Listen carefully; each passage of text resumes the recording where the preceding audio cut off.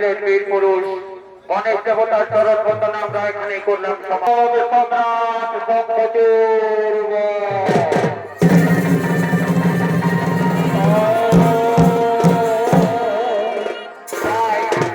একদিন সর্বপুরে লক্ষ্মী ও সরস্বতীর মধ্যে বিবাদ বাঁধে কে বড় তাই নিয়ে।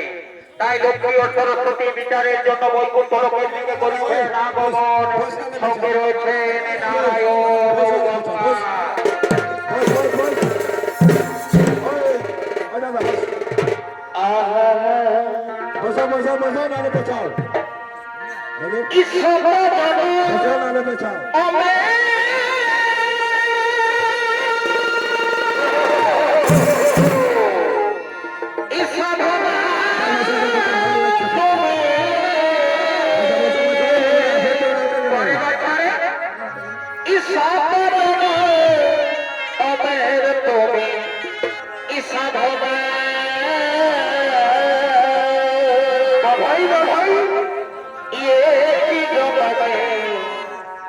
ভালোবেসে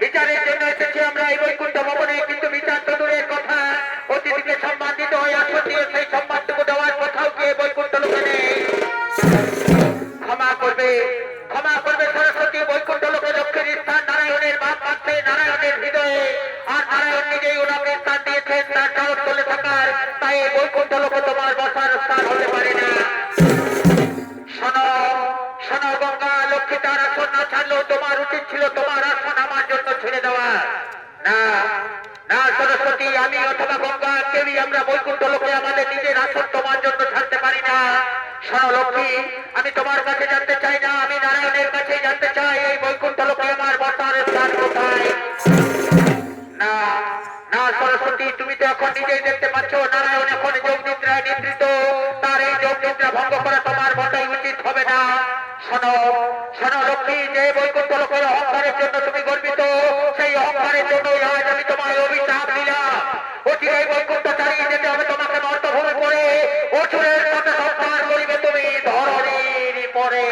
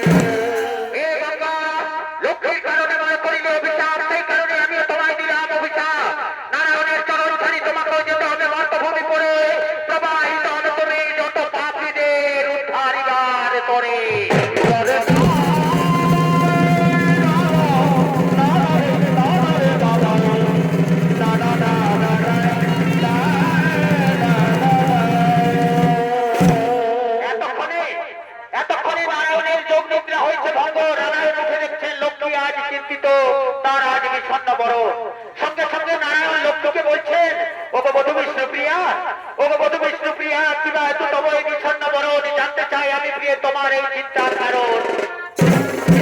ওগো প্রিয় সখা মোর, ওগো প্রিয় সখা মোর, কি কহিব তোরে, যোগ নিদ্রায় ছিলে তুমি সিংহাসন উপরে, সরস্বতী অভিশাপ করি গেলা মরে, মর্তভূমে জন্মিব আমি মানবের ঘরে।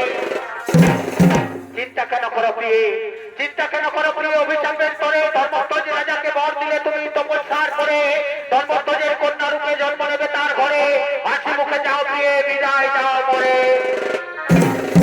ওগো প্রিয় স্বামী মোর, ওগো প্রিয় স্বামী মোর, কমল চোর মোর অভিশাপ তুমি করো হবচোর, তোমায় ছাড়ি মর্তভূমে কেমনে থাকিব একা, তুমি বলে দাও প্রিয়তম মোর বৃন্দাবনের সখা। ওগো প্রিয় নারায়ণী, ওগো প্রিয় নারায়ণী, চিন্তার নাহি কোনো কারণ, দুষ্টের দমন শিষ্টের পালনের তরে, যুগে যুগে জন্ম নিয়েছি আমি মানবের ঘরে, তুমি এসেছ মানবী রূপে বিভিন্ন নাম ধরে, এবারও মানব কল্যাণের তরে জন্ম নেব আমি রামপথের ঘরে। মনে পড়ে প্রিয় তাপর যুগের কথা, একদিন বৃন্দাবনে তোমার কুঞ্জ ছাড়ি আমি গিয়েছিলাম বৃন্দাবন কুঞ্জে, সুধা আমাকে তারে প্রহরী রেখে, সেদিন মিথ্যা কথা বলার অপরাধে তুমি সুধা আমাকে দিয়েছিলে অভিশাপ, রাক্ষস করে জন্ম হবে তার। সেদিন সুদামার সেই অভিশাপ আমি মাথা পেতে গ্রহণ করে নিয়েছিলাম, তাই আজ সময় এসেছে প্রিয়ে, আমিও জন্ম নেব মর্তভূমে দণ্ডের পুত্র রূপে, নাম হবে মোর শঙ্খচূড়। বিধির বিধানে মিলিত হব মোরা স্বামী স্ত্রী রূপে, লীলা রচি পুনরায় ফিরিব বৈকুণ্ঠ লোকে, চল প্রিয়ে যাই মোরা লীলা রচিবার তরে।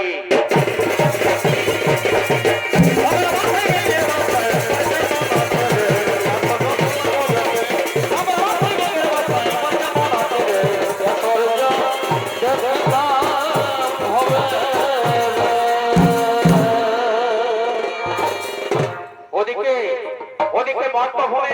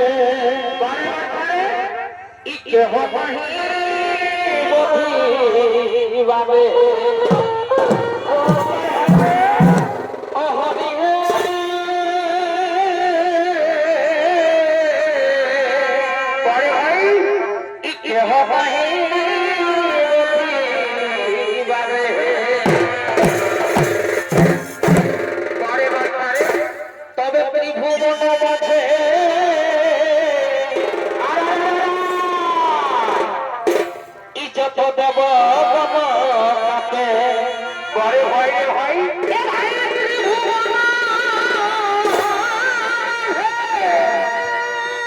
যত দেব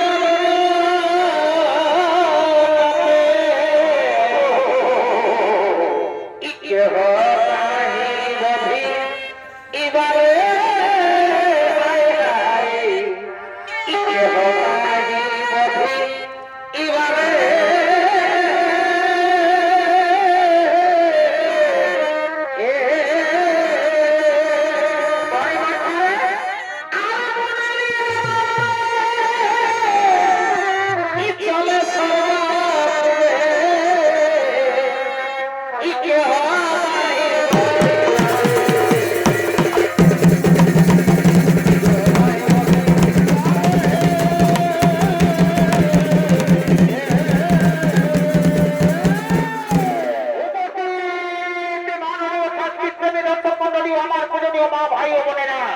এই ভয়ঙ্কর বিপদ কারণে না ভালো শঙ্করচূড় চলেছেন নিজ রাজসভার দিকে।